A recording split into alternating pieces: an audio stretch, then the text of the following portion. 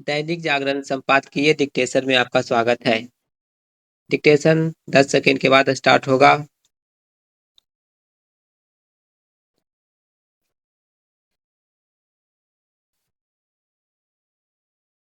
Start. अमेरिकी राष्ट्रपति Trump ने ईरान के बिजली और ऊर्जा ठिकानों को तबाह करने की धमकी देने के बाद पहले जिस तरह 5 दिन तक इन ठिकानों पर हमले टालने की घोषणा की और अब कहा कि कुछ और दिन ही मोहलत दे रहे हैं, उससे यही लगता है कि वे समझौते के मूड में आ गए हैं। हालांकि रह रह कर वे ईरान को धमकाते भी हैं, पर उन्हें जिस तरह होर्मुज समुद्री मार्ग खोलने के लिए भी समय सीमा बढ़ा दी, उससे यही लगता है कि वे किसी तरह इस युद्ध से निकलना चाह रहे हैं। उनके ऐसे संकेतों के बाद भी यह कहना कठिन है कि अमेरिका, इजराइल और ईरान के बीच छिड़ा युद्ध थम जाएगा। इसका कारण यह है कि ईरान बिना इस भरोसे अपने कदम पीछे खींचने के लिए तैयार नहीं कि उस पर फिर हमला नहीं किया जाएगा। जिस तरह ईरान अमेरिका की युद्ध विराम संबंधी शर्तें मानने के लिए तैयार नहीं हो सकता, वैसे ही अमेरिका और इजरायल के लिए भी उसकी शर्तें मानना संभव नहीं। वास्तव में इसी कारण युद्ध थमता नहीं दिख रहा है। जहां इजरायल ईरान को निशाना बनाने में लगा हुआ है, वहीं ईरान उस पर हमले करने के साथ ही अपने पड़ोसी देशों पर मिसाइलें दाग रहा है। यह स्वाभाविक ही है कि इससे इन देशों का धैर्य जवाब दे रहा है।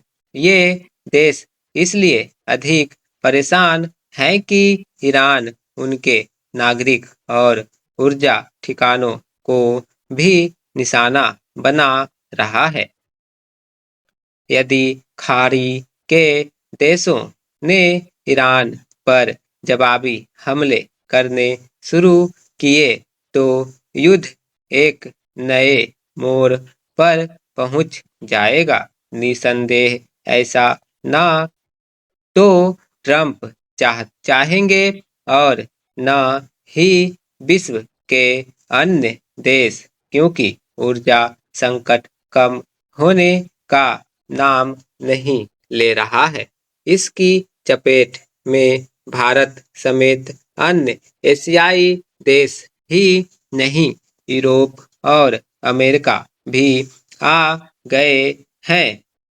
इस ऊर्जा संकट के लिए प्रत्यक्ष रूप से तो ईरान जिम्मेदार है, जिसने होर्मुज जलमार्ग बाधित कर रखा है, पर परोक्ष जिम्मेदार अमेरिका ही है, जिसने बिना कुछ सोचे समझे इजरायल के साथ मिलकर ईरान पर हमला बोल दिया। ईरान ने अपनी जवाबी कार्रवाई से न केवल अमेरिका, इजराइल को तंग किया है, बल्कि पड़ोसी देशों को भी। यदि ईरान और अधिक समय तक जवाबी कार्रवाई करने में समर्थ बना रहता है, तो अमेरिकी राष्ट्रपति को अपना रुख और नरम करने के लिए बाध्य होना पड़ सकता है। इस स्थिति में उनका प्रभाव कम ही होगा, न केवल अमेरिका में बल्कि अंतर्राष्ट्रीय मंचों पर भी ध्यान रहे कि विश्वव्यापी ऊर्जा संकट के लिए वही जिम्मेदार माने जा रहे हैं और घरेलू स्तर पर भी उनका विरोध बढ़ रहा है। ईरान युद्ध के पहले उन्होंने जिस तरह वेनेजुएला पर हमला किया और अपनी मनमानी टैरिफ नीति से अपने मित्र देशों समेत दुनिया भर को तंग किया, उसके चलते उनकी विश्वसनीयता और साख पहले ही कम हो चुकी है।